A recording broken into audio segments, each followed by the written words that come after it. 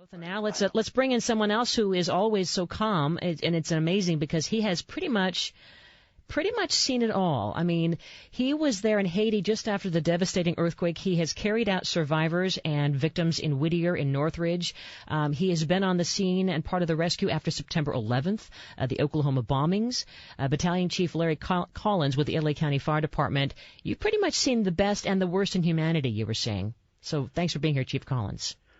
Oh, you're very welcome. I think that's a truism, and we see the best here. In fact, this collaboration that you see right here with the science, with the research community, the engineering community, and emergency response, all working hand in hand with the NGAs and the other levels of government. It's quite a unique example of collaboration, and goes to what Jim Golds was saying about cooperation. Yeah. Well, you were saying, too, when we were talking earlier this week, how it wasn't always that way and how it's gotten to the point where you guys are talking daily. I mean, between fire, the emergency response folks, those in Sacramento, the scientists at Caltech. I mean, it's really this team, little group you got going. You guys are best of buds. Well, it has become a family in a manner of speaking since the early 80s, and really since we began really taking on this issue of quake preparedness and on a very high level. We knew early on we need to know what the other fields are thinking and doing, and so we're not having a stovepiping of great information going up but not going across to the other disciplines. And the more we cross-connect, the more we learn what each other, the capabilities are and what the needs are, and we get insights as to what we can do to make it better for everybody. Mm-hmm. And that benefits the public out there that's the recipient of the aid and the information that comes out of this. Well, when we come back, we're going to talk with you and also our friends from the Great Shakeout. Mark Benthian here is with us to talk about not only how we can participate in this drill on Thursday, but why you say the drop, cover, and hold on is better than another reaction that some guy is out there saying everyone should do, and how that's just a bunch of baloney. So we're going to find out why you should make sure you follow the way that we've always been doing it, drop, cover, and hold on versus this triangle of life. We'll get to the bottom of all that. This is Home Wizards. Cindy Dole. We're back right after this.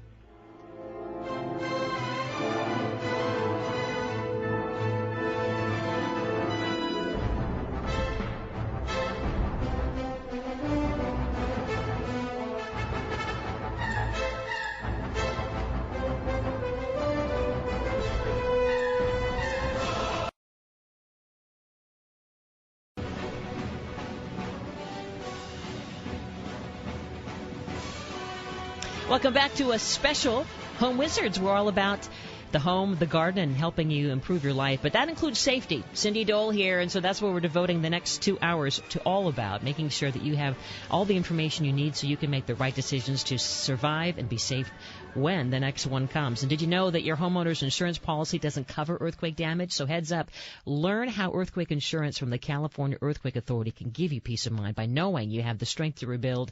For info, go to earthquakeauthority.com today. So with me, more of these great experts.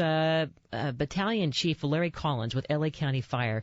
He has been everywhere, wherever there is a building that has fallen. He's there right in the thick of it, getting people out and helping people survive. So thanks for being here. So good to have you here, Captain Collins. Chief Collins, tell us first of all, why is it that this drop, cover, and hold is better than the triangle of life that we hear about? I know you've been getting calls from schools and organizations saying, oh my gosh, are we doing something wrong with our kids?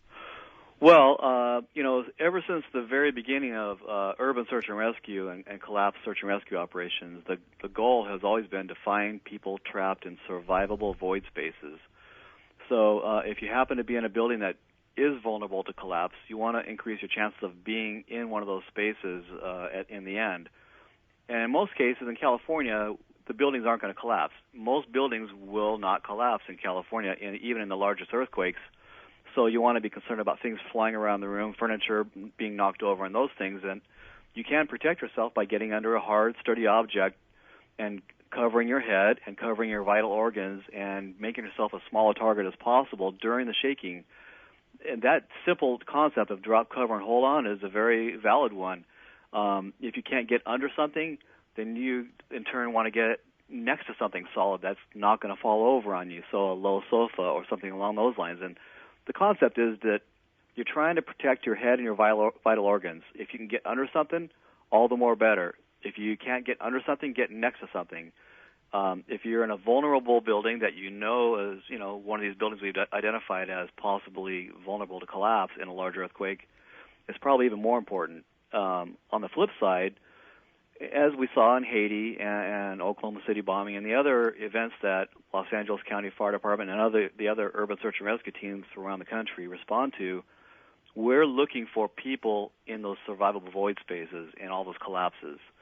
That's the gold that we are mining for in a mountain of debris.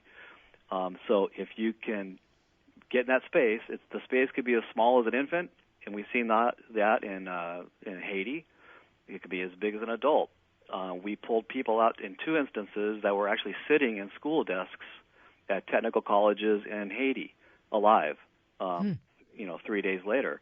So getting underneath those desks is a good, valid move.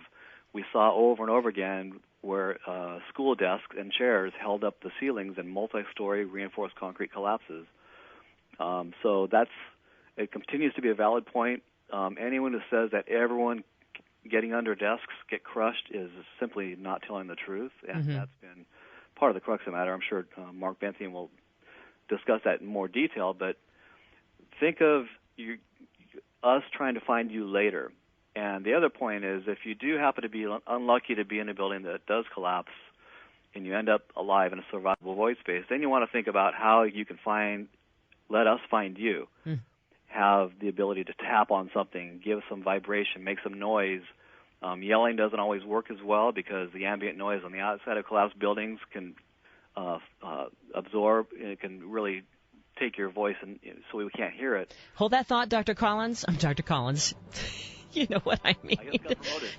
You're getting promotions every day. That's Battalion Chief Larry Collins. We're going to continue talking with you and more experts on what you should do to survive an earthquake. The big, great shakeout's coming up on 10/21 at 10/21. And to see these pictures of Haiti, go to shakeout.org/EQ photo. You're listening to a special edition of Home Wizards, Hour 2, right now.